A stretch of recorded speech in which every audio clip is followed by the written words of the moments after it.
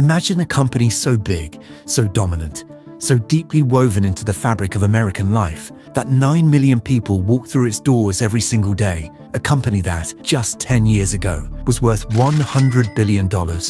Now imagine that same company sold off to a Wall Street private equity firm for a fraction of that price. Their stores already closing, their future uncertain. Over 300,000 workers wondering what comes next. This is not a hypothetical. This is Walgreens.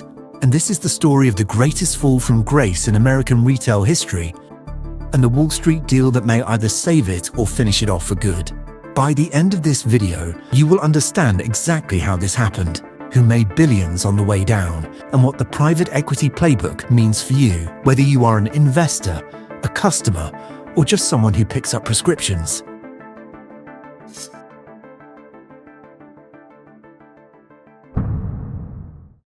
To understand how Walgreens fell, you first have to understand how incredible it was.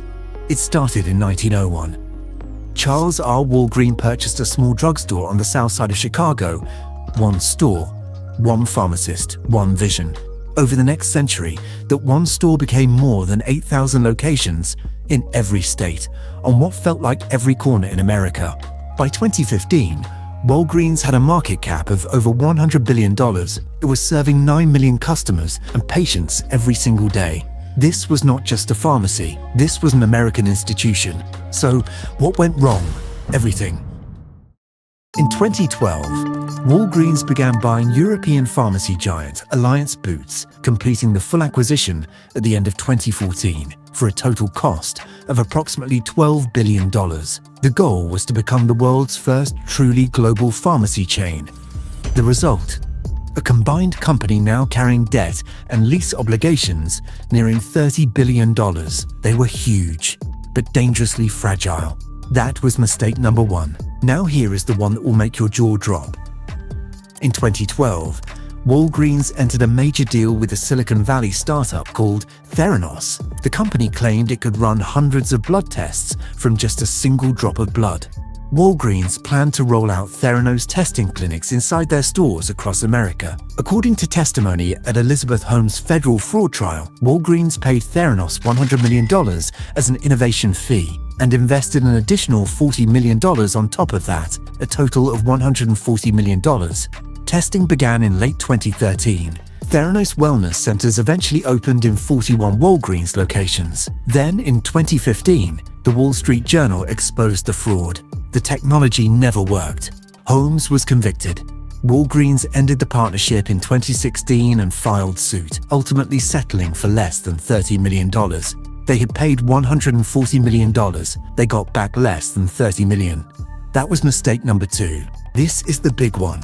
Around 2020, Walgreens looked at its biggest rival, CVS, and watched them building a healthcare empire by acquiring insurer Aetna and pharmacy benefits manager Caremark. Walgreens wanted in. So they bet everything on a company called VillageMD, primary care clinics placed inside Walgreens stores. In 2020, they invested $1 billion in VillageMD. In 2021, they put in $5.2 billion more, taking a 63% majority stake. Then VillageMD acquired another clinic chain, Summit Health City MD, for $8.9 billion in 2023. That is over $15 billion poured into healthcare clinics and the patients. They did not come. Unlike CVS, Walgreens never secured the insurance relationships needed to make those clinics profitable. By early 2024, Walgreens was forced to write down $5.8 billion on its VillageMD investment. $5.8 billion.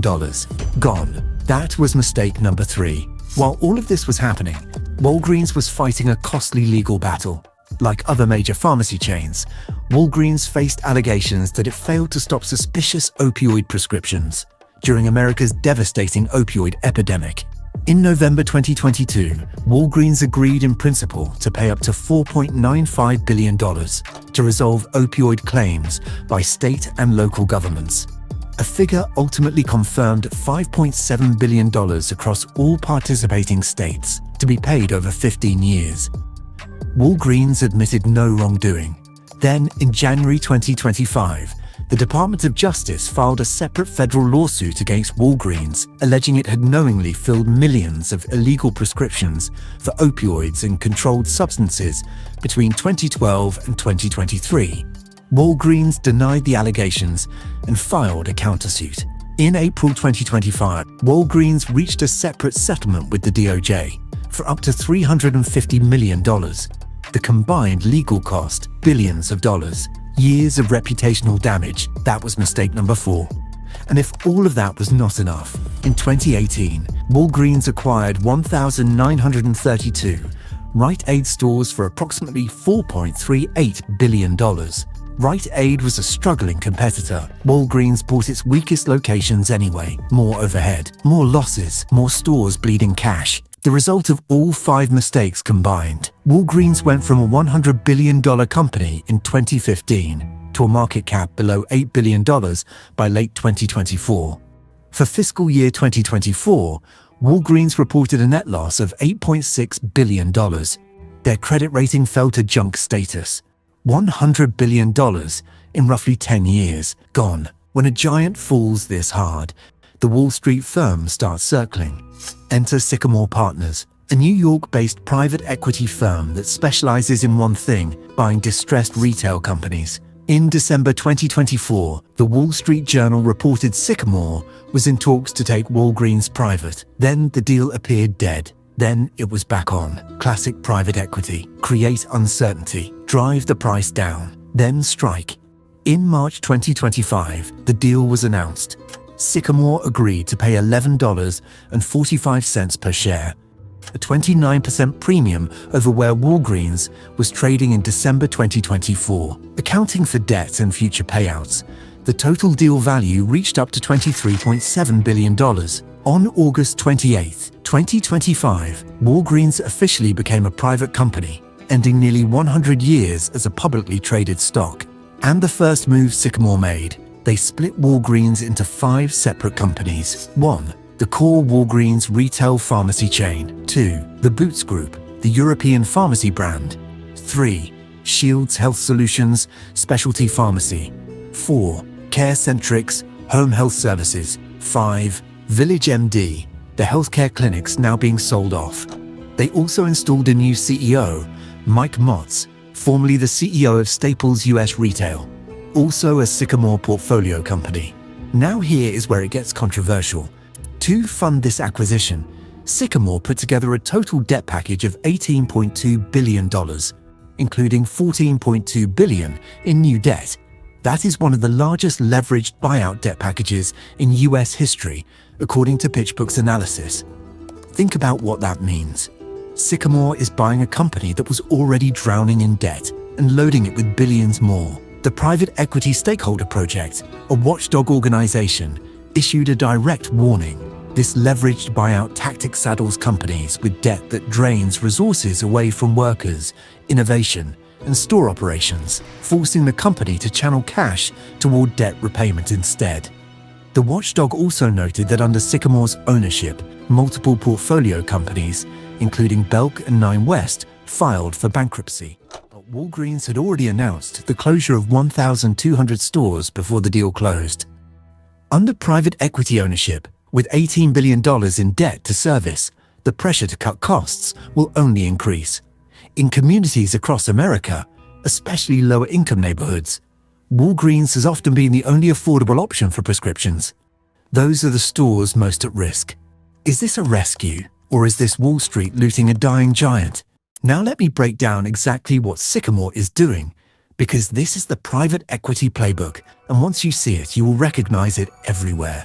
Imagine you want to buy a house worth $500,000, but instead of using your own money, you put down $100,000 cash and borrow the other $400,000 from the bank. You move in, renovate it, split it into 2 apartments, sell one for $300,000 and rent out the other. You pay back the bank and walk away with a profit, mostly using borrowed money. That is a leveraged buyout. That is exactly what Sycamore just did with Walgreens. Here are the 4 terms every investor needs to know. Number 1, LBO, leverage buyout, buying a company using mostly debt secured against the company's own assets. Sycamore's debt package here, $18.2 billion. Number 2, asset carve-out, breaking the company into separate pieces and selling each for more than the whole was worth. Number 3, debt loading. The acquired company is on the hook for repaying the acquisition debt, not the private equity firm. Walgreens carries this burden. Number 4, carried interest. PE partners typically keep 20% of profits above a target return. That is how Sycamore's partners profit, even if Walgreens itself struggles. This is the same playbook used in some of the most famous deals in American history. Now Walgreens joins that list. So where does this leave us? Walgreens, 124 years old, is now in the hands of a private equity firm carrying $18.2 billion in debt. Over 300,000 workers, depending on what comes next. Thousands of stores potentially closing. And a question that no one on Wall Street can answer with certainty. Yet, is this the beginning of a real turnaround or the slow motion end of an American institution? Part 2 of this story is coming, where we follow exactly what Sycamore does, whether VillageMD gets sold, and whether Walgreens survives in any form that resembles what it once was. Drop a comment right now. Is Sycamore rescuing Walgreens, or is this Wall Street looting a dying company? If this video gave you something, hit subscribe. We cover the biggest corporate deals in American history in a way nobody else does. See you in part 2.